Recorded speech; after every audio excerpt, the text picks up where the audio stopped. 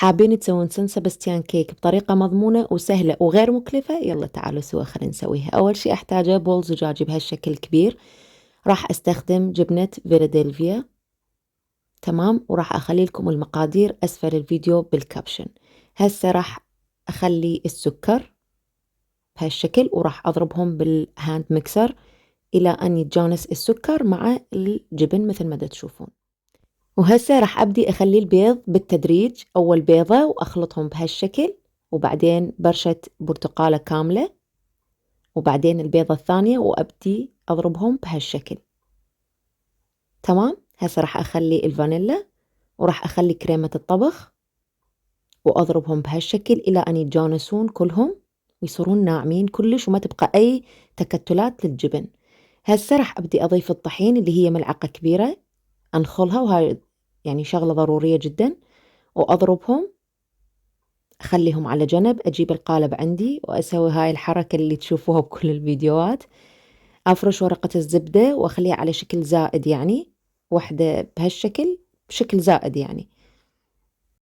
وهسه راح أخلي الخليط عندي بهالشكل. تمام، وبس أحاول بالسباتولا أنعم السطح إذا أكو فقاعات أو أي شيء على كيف. وهسه أدخله على فرن حامي درجة حرارة 170 وأخذت من عندي 30 دقيقة. تمام، بهالأثناء راح أروح أسوي التوبينج. اختاريت هنا البيري مع البلاك بيري مع السكر سويته، والمقادير أيضا راح أكتبها أسفل الفيديو، سويته مثل المربى. وهسه نجي نسوي التوبيك الثاني اللي هو شوكولات جناش بس بالحليب، وأيضا المقادير راح أكتبها أسفل الفيديو. ومثل ما تشوفون خليت المكونات كلهم سوا وعلى نار هادئة، بديت أقلبهم لحد ما ثخن الخليط عندي، خليته على صفحة يبرد. هسه بعد مرور 30 دقيقة طلعت الكيكة، ومثل ما تشوفوها شلون تهتز، هاي دليل على أن هي كيكة ناجحة. خليتها تبرد 4 ساعات والجو يمنا بارد، فما احتاجت خليتها بالثلاجة، يعني بردت على درجة حرارة الجو بارد مثل ما قلت لكم. وشوفوا شلون طلعت تنقص بطريقة كلش حلوة. هسه أخلي عليها التوبينج، وشوفوا التوبينج شلون ثخن الشوكولات عندي بعد 4 ساعات. تمام، طبعا الطعم صدمني لأنه أبدا ما كنت أتوقع راح أحب الكيكة، كلش حبيتها. هسه نخلي التوبينج الثاني اللي سويناه سوا اللي هو مال البلاك بيري.